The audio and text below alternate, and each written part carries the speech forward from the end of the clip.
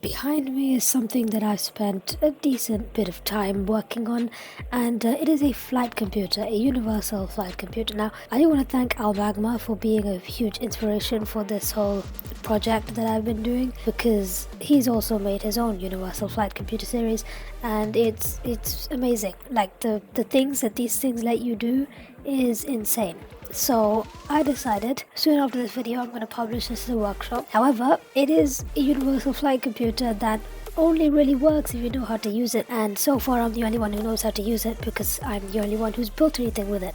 So first off, I'm going to show you a bit about what this thing's capable of. So this thing right here is a complete mobile base that is fully equipped with an entire storage loop, and the only reason this thing is currently flying as stable as it is because of the flight computer that's located right over here.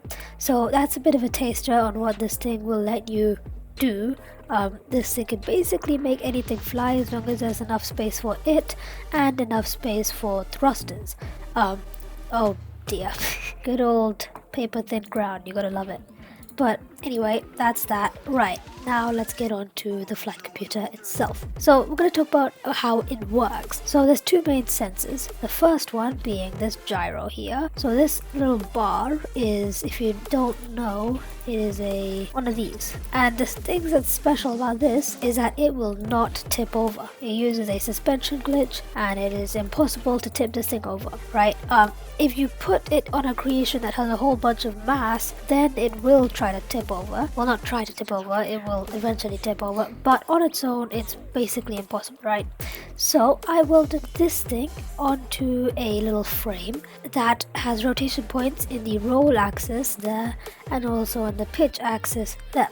So now, essentially, there's no easy way to demonstrate this except spawning in another one. Okay, so here we go. This is another example of a gyro, except this one is on its own. It's not hooked into anything, as you can see. So if I just sort of build something out here and then place down my lift, you can see that even though I'm tilting it at an angle, this rod is staying perfectly level, and I can do the same thing on this axis as well. So if I put my lift there, you can see it is staying level in the roll axis as well, and that's done with a suspension glitch. As I mentioned before, it's extremely useful.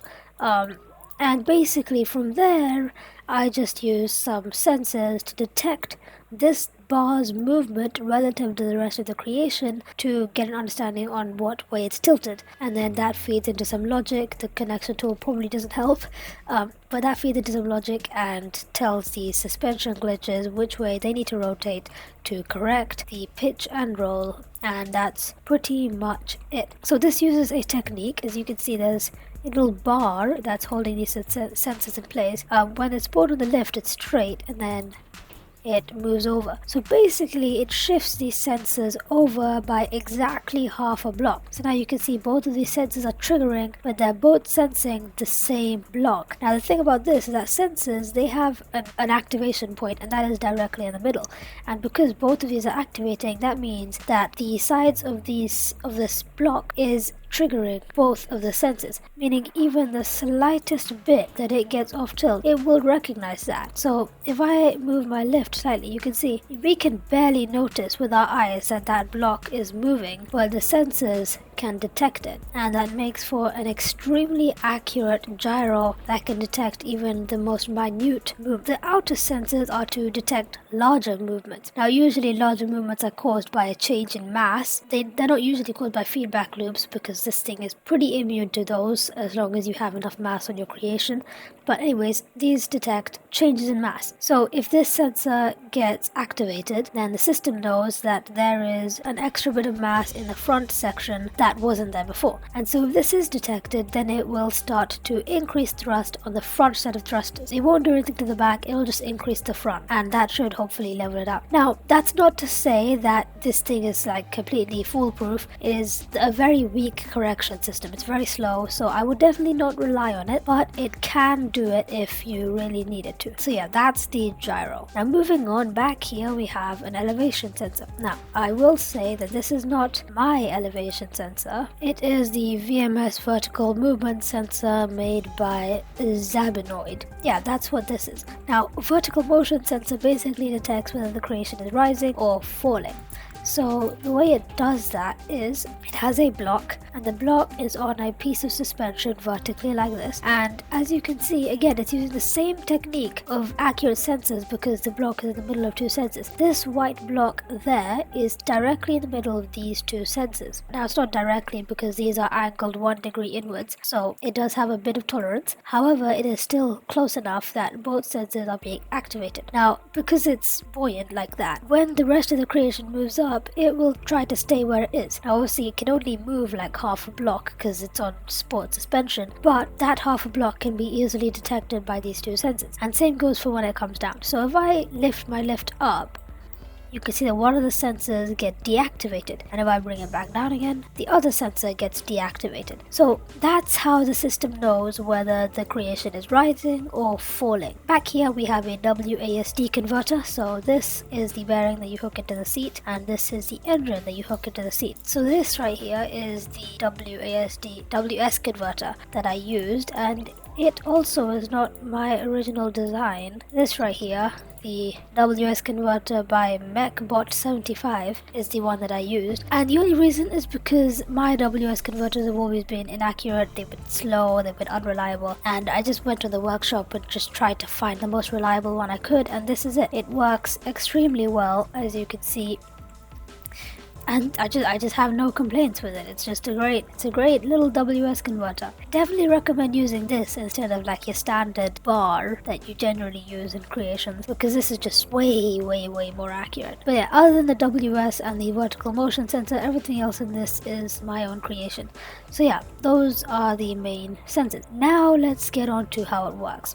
So there are 5 main controllers. There's one here for the front right, there's one here for the front left, there's one back here for the back left, and one over here for the back right. There's also one here for the middle. I know it's located at the back, but you know, there's a lot of stuff going on in the middle, so this one is for the middle. Right, now this thing makes use of variable thrusters, which, to give you an example, this is a little variable thruster cluster. So if I sort of lift it up and then drop it back down to my lift, you can see that those sets of thrusters are all on bearings, and that basically means that they can output a different thrust level depending on the angle, and that's a very useful technique. Instead of just having on-off thrusters, I can have thrusters that are on 0%, thrusters that are on 100% at 90 degrees. It's a very useful thing to be able to do, and it's what I made use of in the mobile base.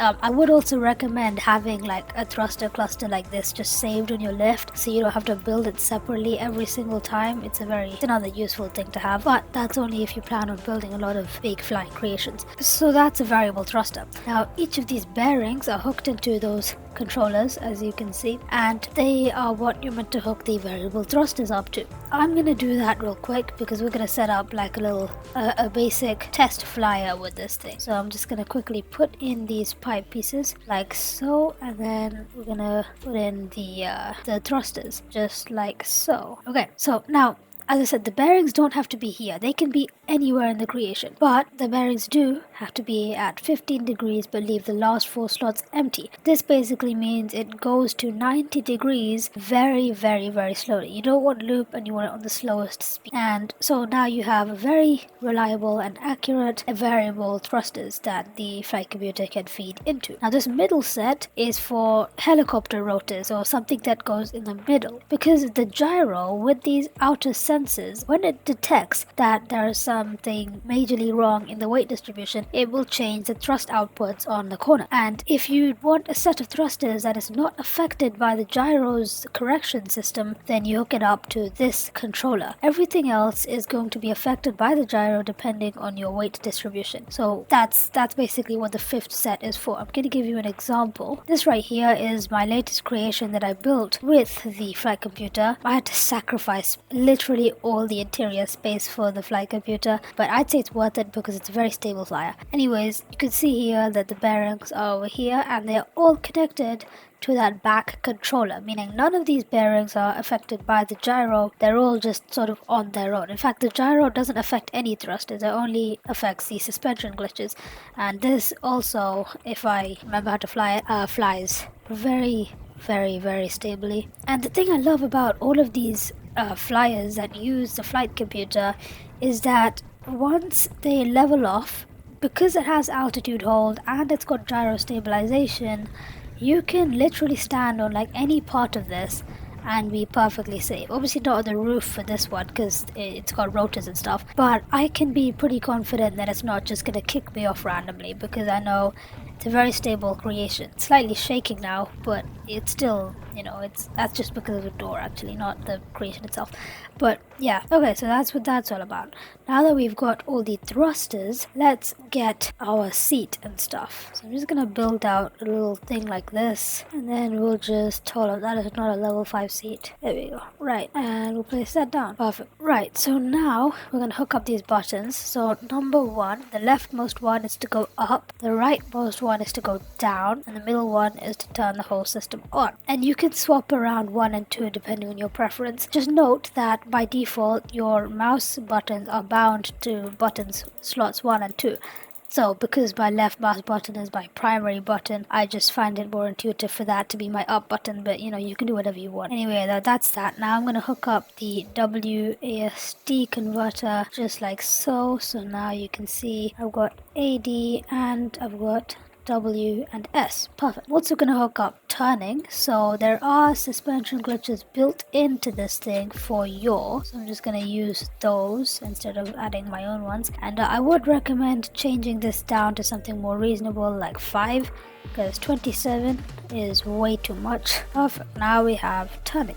So now we're just going to hook up the thrusters. So I'm going to set these to max power. Because they are variable thrusters, right now they're at 0%, they can go up to 100% as well. If I put them at max power, it's not going to affect anything. If only, it's going to make it better because it's going to take less time until it actually begins to lift up the creation. Now, as you can see, there's a little purple logic gate here. I colored it that way because the thruster flames are purple. So basically, you take this logic gate and you hook it into all of the thrusters. Now, sometimes in your creation, because it's slightly large, you'd want some other thrusters that aren't variable thrusters that are just hard mounted to the creation. You still hook those up to this logic gate over here. Be wary that if you add too many of those non-variable thrusters that it starts to naturally rise, then the flight computer can't do anything with its altitude hold mechanism. So just be careful of that. But you can hard mount some thrusters to it if you want. Okay, and with that is pretty much all there is to it.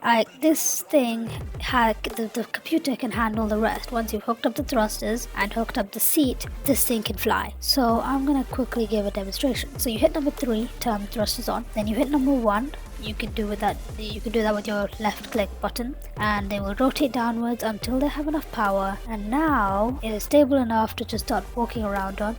I haven't dialed this in, so it is gonna sort of strafe around a bit. You can dial that in with your creation. This is just first test, but you can see here this elevation sensor is moving up or down depending on the variable thrusters, and it's outputting an angle to those controllers. This is completely vanilla, by the way. So yeah, it is got altitude hold. It will eventually fall, and that's just because if you accidentally fall out of your creation, if it's high up in the air, you kind of want it to naturally fall so you can get it back again. Or you can just sort of get a jetpack mod or something to fly up. But that is basically as simple as it gets to build yourself your first ever flying creation. Now, I have learned a whole bunch of tips and tricks along the way when it comes to building flyers with this thing. Now, the first one with this guy, because it has the extra sensors and it changes the thrust values of each corner depending on your weight distribution. Sometimes if you have just the standard variable thrusters like this, if you have too much mass on this side, then this angle will go down and this one will sort of stay where it is. Now that basically means that because this is outputting more force sideways, the creation will start to strafe. So instead of having your thruster clusters like this is the arrangement that I would recommend. Because these thruster clusters rather, will rotate downwards in sync together, they will basically be cancelling each other out. So they will only be outputting a downwards force, or an upwards force rather. They're not going to output any strafing force, no forwards or backwards, because these two thrusters will cancel each other out. You don't have to rely on opposite thrusters having to cancel each other out and then them failing to cancel each other out when your weight distribution is bad. So I'm going to hook these thrusters up now, and then we'll see how it flies. There we go. So they're all hooked up, they're all on max power, I believe. So now if I press number 1 to start lowering them all down, I hope they're all, oh there we go, oh damn, a lot more thrust, so it's a lot faster to react. But you can see that we are still strafing slightly, but you can see that we are slightly more stable. Obviously, because it's such a small creation and it has like barely any mass, it's just naturally not going to be the most stable of creations, but it does still have very stable altitude. And now because of these extra sensors, I want to demonstrate something. Now like I said, it's very slow to respond to changes in mass, and it's not really reliable. I would not build a creation that relies on the fact that this thing can sort of compensate for changes in mass. But if I add like a little block of concrete, then in theory, if I add enough, you can see that that back sensor is activating, and now it should sort of increase thrust to the front to sort of level it out. Yeah, you can see the angles on those thrusters. The front thrusters have a much, well not a much greater, but a noticeably larger angle compared to those back thrusters. Now if I remove this weight, oh god, it's going to start rising up. Like I said, it's pretty slow to react to things like that. But eventually, the gyro should start kicking in again, and it should reduce thrust to the front, and the vertical motion sensor should start detecting that we're falling. It should increase thrust to the back, and eventually it should stabilize out again. And I think it's just done that. You can see the thruster angles aren't quite the same, but they're good enough to satisfy the gyro and to satisfy the elevation sensor. So it doesn't look like they're stable, but you know, it does fly like they're stable. So yeah, that's a quick demonstration on how the thing can adapt to changes in mass. And obviously if you want to reset the thruster angles, then just press number 3 and everything will go back to horizontal. Now let's say that we have a really heavy creation. So to simulate that, I'm just going to lower the thrust levels down to 50% so that we have much less thrust, and we can I can show you how to increase the responsiveness slightly of the thrusters. Okay, there we go. So now we have 50% power on all the thrusters. So if I start pressing number 1 here, you can see that I have to angle the thrusters a lot more to start getting off the ground, and that takes a while. That takes an annoyingly long time to do. So instead of doing that, what I'm going to do is I'm going to remove this final angle, and I'm just going to set this to be 15 degrees by default. Now I'm not sure if 15 degrees is going to be too much for this example, but I'm hoping it's not going to be. Okay, so now you can see the thrusters have a natural resting angle of 15 degrees. So this basically means that now it takes much less time to get the thing off the ground. Now also, if I hold down the up button, you will notice that eventually these thrusters will go to 90 degrees, and we're going to start picking up altitude extremely quickly. And as well as that, it's going to take an annoyingly long time for the elevation sensor to kick back in and start bringing us back into an altitude hold, into a stable hover. And that's just kind of when we've hit the skybox. So yeah, that's kind of annoying. And so to fix that, there's another thing you can do with the controller angles, and I'm going to show you when I get back to the ground. Hold on. Alright, place your bets. Am I going to glitch through the ground? No, I'm not. Damn, okay. That was unexpected. Anyways, so like you would probably expect, I am going to remove like the last 15 degrees from these controllers to give them like a hard cap on how much thrust they can possibly output. Just like so. The last one, I believe. There we go. So now if I hold number 1, you can see that it will eventually stop moving. There we go.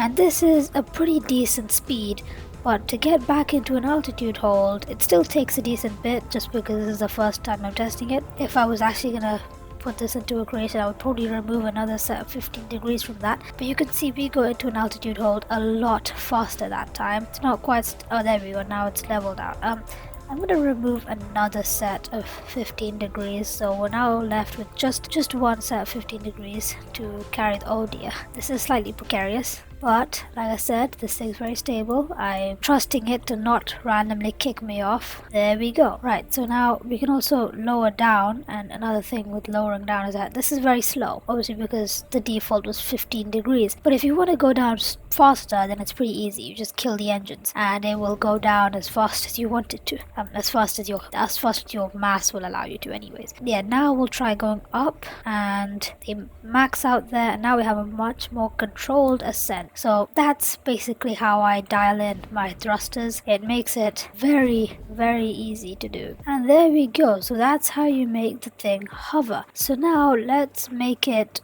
go forwards. So let's add in some forward thrusters. Now, like I said, you don't really have to pay too much attention to where you're putting your weight distribution because the gyro will compensate for that. Now, with the bigger creations, you're gonna want a lot more forward thrust. Now, I would not recommend you to just hook all the forward thrust up to the seat. In this situation, there's only 2 thrusters, so I will do that.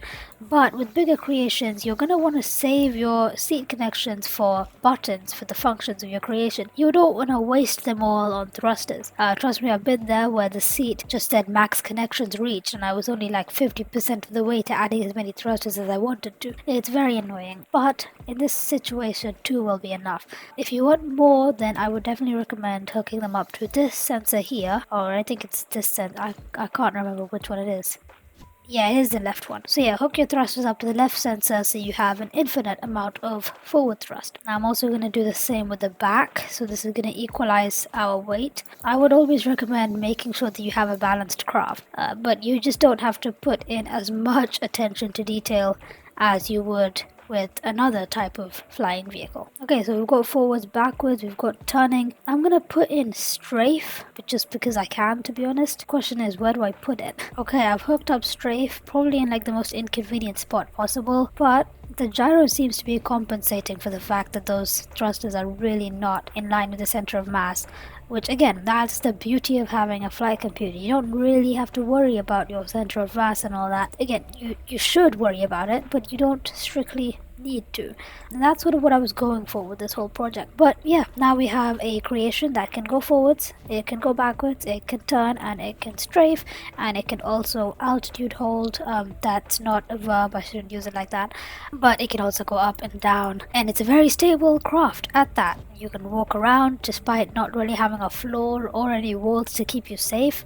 You can still walk around and feel perfectly safe. Not right now because it's, there we go, now it's calmed down. We're back to doing a stable hover. I just love using the flight computer so much. Like at this point, if I'm building something that can fly and I can fit this thing in, I can fit the variable thrusters in, I will use it. That's just the given now. Like there's no way I'm giving this up. It's like the easiest thing to fly. This thing is great. I've loved working on it. I definitely recommend you check out my first video that I made on this thing, but that was a little tutorial on how you use it.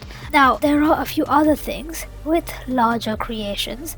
You might want to adjust the gyro sensitivity. The controllers for these suspension glitches are located here. So this one here is pitch down. You actually paint them. That's pitch down, that's pitch up, that's roll to the left, and that's roll to the right. So just so you know, you can sort of click on those if I get the right angle, and you can adjust them. Right now it's on 1 degree, but if you have larger creations, you're going to want to up that to maybe 5, maybe 7 degrees. Now also, if your creation is longer than it is wide, you're going to want your pitch controls to be more powerful than your roll controls. You don't always want them to be the exact same. So yeah, that's a little thing on how you adjust that. Next, if you find that your creation is not quite in a stable hover, then you might want to go in and adjust the controller that's located right about there. I can paint it, there we go. Now these adjust these angles for the sensors that detect the white block. You can make this one 0 degrees to basically make it less sensitive when it comes to moving down. I found that that slightly helps with the altitude hold. We can't really tell when we're this high, but I did find that that slightly helps. You don't want to change it too much, obviously, because it's sort of dialed in already, but yeah, there's that. And also you can use the AD converter to do thruster steering if you want to, which I would definitely recommend for larger creations, because the larger the creation is, the more laggy suspension glitches get, in my experience. Not entirely sure if that's how that works, but I think that's how that works. But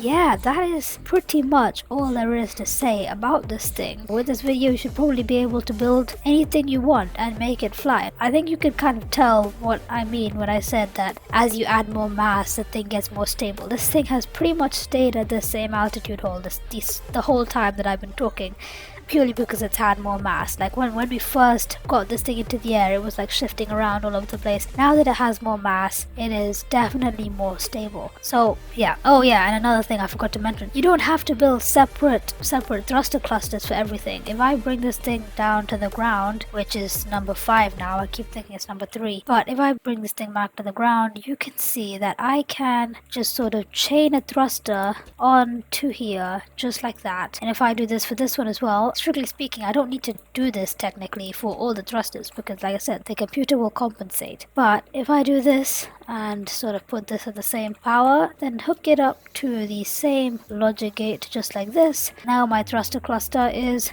more powerful. I'm actually going to match power level, and we're going to see how this thing flies now that it's got like uneven thrust. So let's just get up into the air more, and that bit of uneven thrust apparently didn't affect it enough to trigger the big sensors, the more, the less sensitive sensors. Oh, and I forgot to mention, if you want to use like a creation paint tool or something to paint this thing up, remember to go back and paint this block right here white so the sensors can detect it, and paint these 2 blocks, I believe it's dark gray. Yeah, it's dark gray. I should probably make them both be white so you don't have to switch, but just to, if you paint it, if these get unpainted to a different color, the gyro will stop working and this will stop working, and then like basically the main 2 sensors will just stop functioning and it'll start doing all sorts of random things. So if you paint it and you suddenly realize it doesn't work, this is probably why, and I forgot to paint that wedge. Of course, anyway, yeah, see ya.